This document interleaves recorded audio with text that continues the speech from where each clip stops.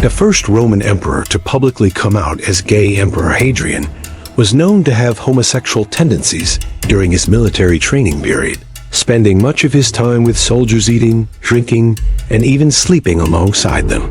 Homosexuality refers to a person's attraction, romantic, sexual, or both, towards individuals of the same sex, whether in certain circumstances or over the long term.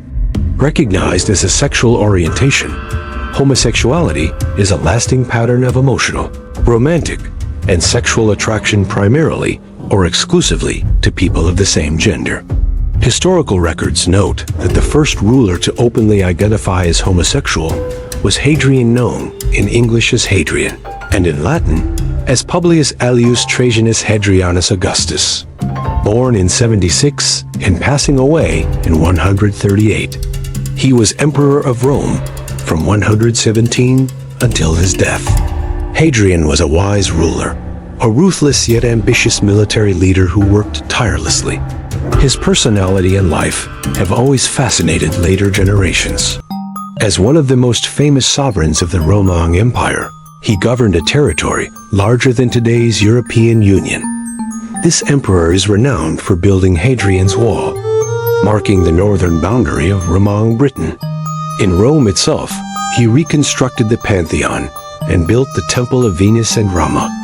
A passionate admirer of Greek civilization, Hadrian sought to make Athens the cultural capital of the empire, commissioning grand temples and monuments across the city.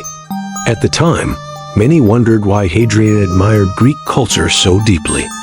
The answer to this great mystery was revealed in the chronicles of ancient Rome, which recorded that Hadrian had fallen deeply in love with a beautiful young Greek man named Antinous. Antinous, 110-111 to 130, was a personal attendant to Emperor Hadrian, and he was extraordinarily handsome. His striking beauty captivated the emperor, who fell in love with him. In truth, Hadrian had already spent considerable time among his soldiers, often wearing his military garb to dine and sleep alongside them. Historians believe his homosexual inclinations began during his military training years. During Hadrian's reign, male homosexual relationships were accepted, and same-sex couples were even allowed to marry legally, including within the army. At the time, Hadrian's views were considered strange and excessively deviant. Today, however, they are embraced in most European and North American countries.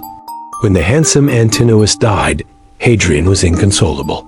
Cities were named after Antinous, coins were minted with his image, and statues of him were erected across the empire.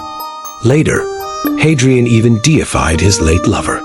Modern researchers on human sexuality affirm that homosexuality exists not only in human society, but is also common in the natural world, observed in around 1,500 animal species.